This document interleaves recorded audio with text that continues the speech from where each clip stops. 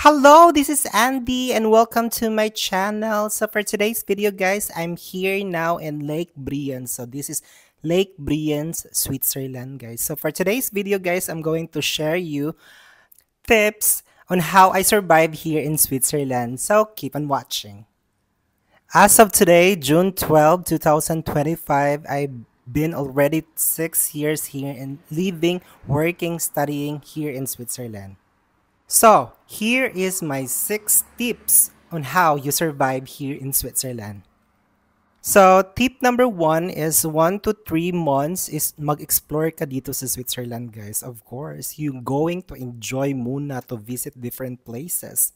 Bukid, lakes like this. Look, oh, ang ganda ng Lake Brians, di ba? So, you need to talk to locals also. You need to know the place also, their culture.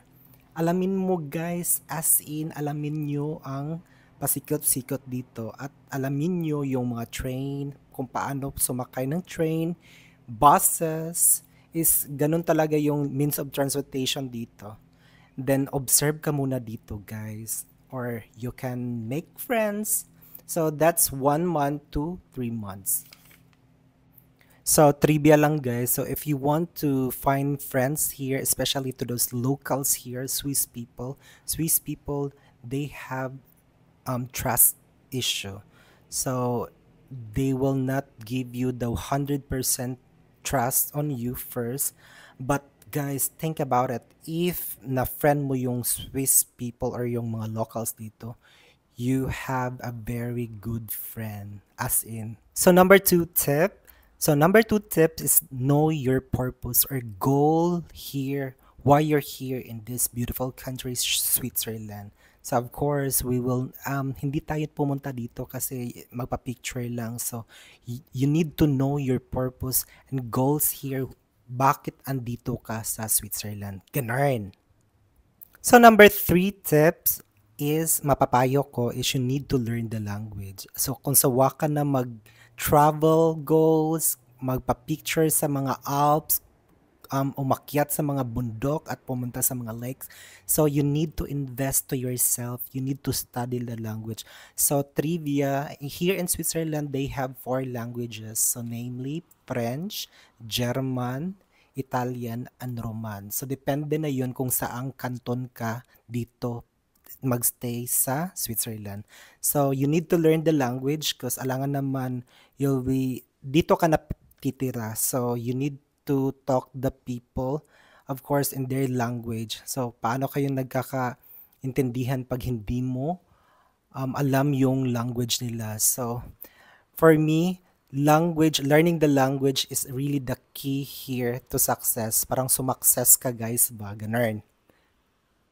So, if yung boyfriend mo, asawa mo, partner mo is paaaralin ka ng language, so grab that opportunity because not all the people who come here in Switzerland have the opportunity or the privilege na mag-aral ng language kasi ang mahal ng mag-aral ng language dito. So, kagaya ko, sabi ng partner ko is makikita mo yung work kung may language ka. So, grab talaga guys pag sabi ng partner nyo na mag-aaral ka ng language. To tell you honestly guys, ang daming trabahong nag-aantay dito kung andito ka na dito sa Switzerland.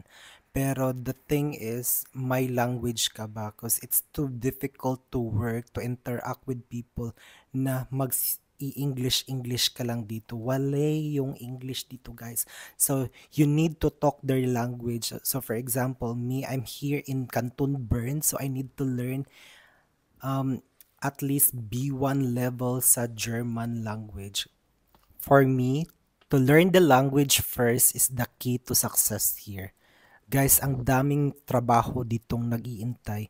Huwag ka lang mamili. Pero ang question is, alam mo ba kung paano magsalita ng lingwahe nila?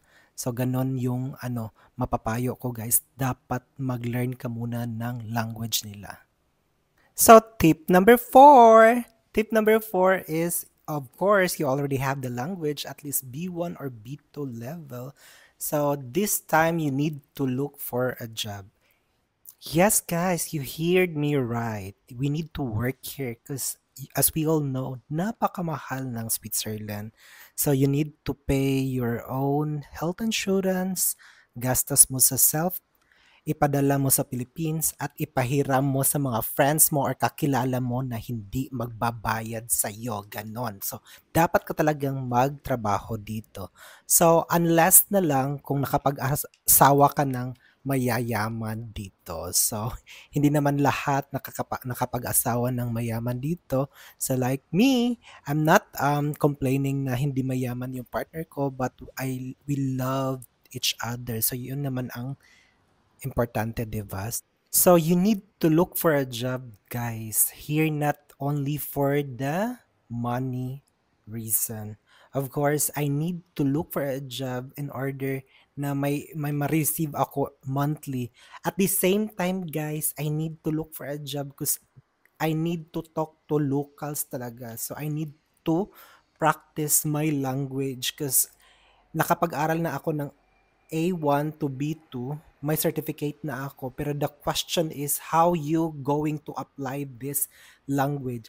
So it's easy to apply and learn their language if you're going to talk to locals, guys. So that's my purpose why I look for a job as soon as possible. Because pag nasa trabaho ka, guys, ang dami mong maririnig na locals. So the best way to practice your language here is to practice talking with the locals. So try to communicate them daily and then apply it daily. So ganon lang mapapayo ko regarding sa language, guys.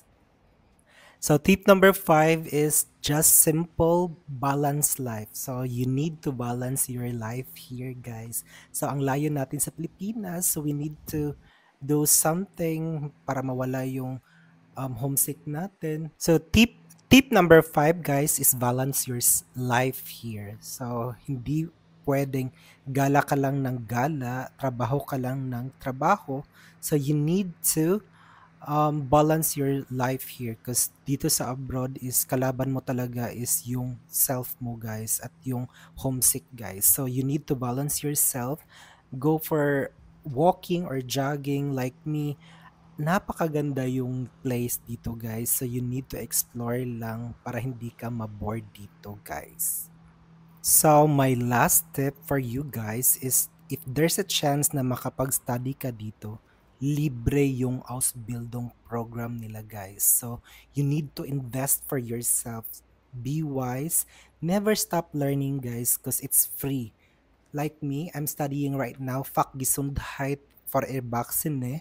So, it's 2-year course lang siya, guys. So, sa atin is katumbas is nurse siya, guys. So, I would suggest kung may chance ka mag-aral dito, guys, so try to do improving yourself. So, that's it for today, guys. I hope may natutunan kayo. So, if you have question clarification, you can comment down below. Ciao!